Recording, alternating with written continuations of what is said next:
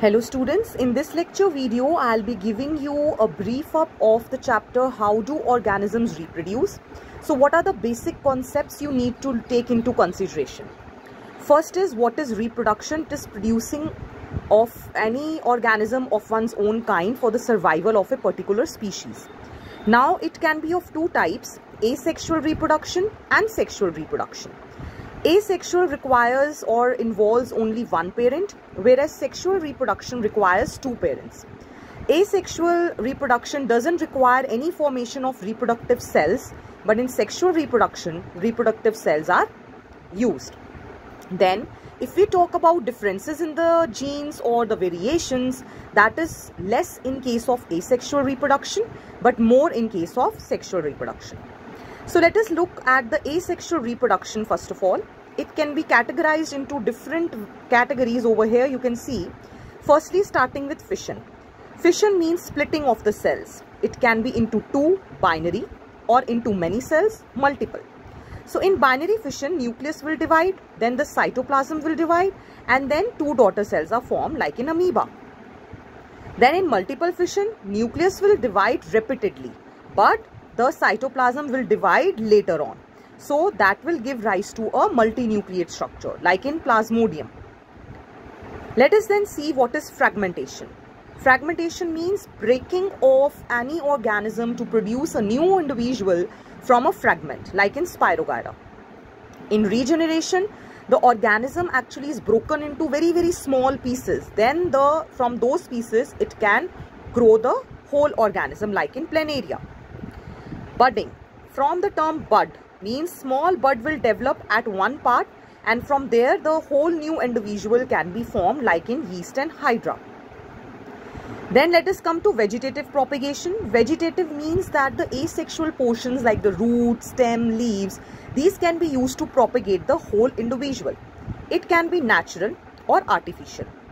Natural can be with the help of roots like in the flower dahlia, or using the stem in ginger.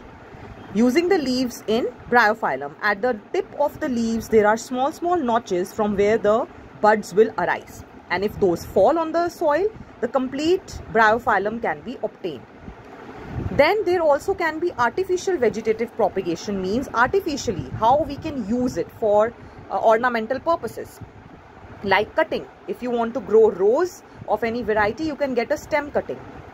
Grafting, like in sugarcane, you can have a portion from one sugarcane and portion from the another sugarcane.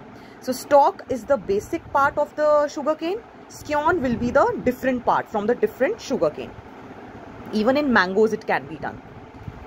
Then also layering. Layering means the roots, they can be detached from the, you can say, or pulled out from the parent plant, and from those, if they attach on the soil, okay, those roots they attach on the soil at different parts, then also from those parts new plant can arise.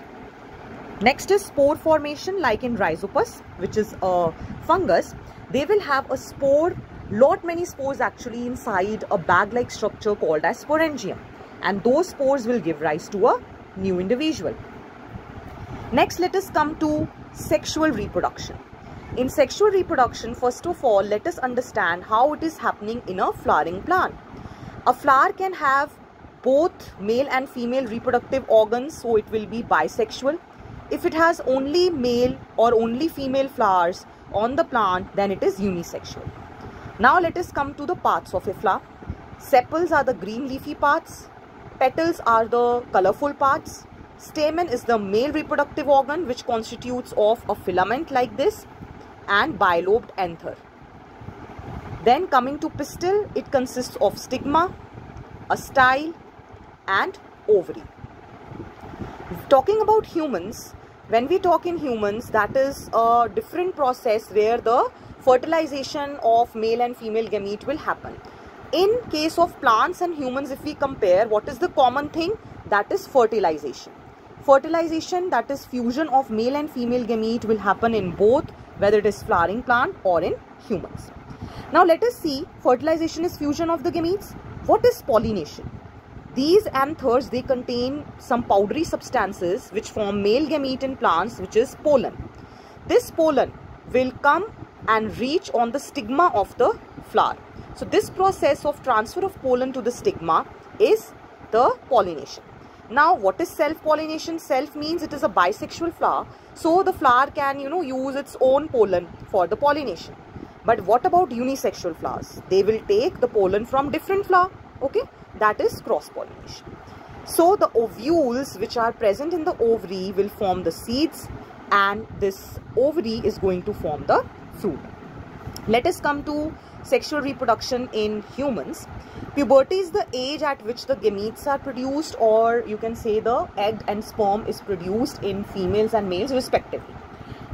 Like boys and girls, if we compare, these are the features which are the secondary sexual characters, the hair growth, the muscular growth.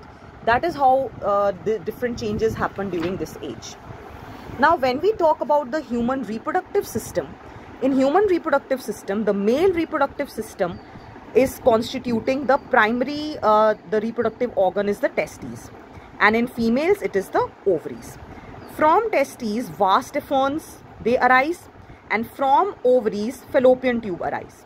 Now let us see in males what is happening. The excretory system is related with the male reproductive system, and it is also having three types of glands: seminal vesicles, prostate gland, and bulbourethral gland, which will help to produce the fluid for the movement of sperm. Then there is scrotum also on the outside, which will help in the maintenance of temperature for the sperm development. Now coming to STDs, or sexually transmitted disease. Diseases which are spread through sexual contact with an infected person. So you should remember the examples: gonorrhea, syphilis, which is caused by bacteria, and AIDS, which is caused by virus. Now before that, let us see in female reproductive tract, in the uterus actually, the fetus or the baby develops, and through the vagina, the sperms are released inside the female genital tract. As well as vagina is also called as the birth canal. Why so? Because the normal delivery of the child happens through this tract. Okay. Lastly, let us see that how the population control can be there through different methods. Mechanical barrier, through which the covering of these gonads or primary sex organs, so that contact of sperm and egg doesn't take place, like condoms. Then intrauterine devices means in the uterus some devices are inserted which will not allow the maturation of sperm inside female genital tract. Chemical method are like contraceptives, oral pills, which can be taken after copulation, so that again, even if the male gamete has entered inside the female genital tract, fusion will not be there. Lastly, surgical method, which is a terminal method. Terminal method means that after this type of family planning, the couple will not be able to conceive a child. Why so? Because in males, the vas deferens is cut and tied, and in females, the fallopian tube is cut and tied. So if it is cut and tied, means sperms are produced in males, eggs are produced in females, but that will not be transferred through those tubes. So there is no chance of any kind of fertilization or formation of zygote.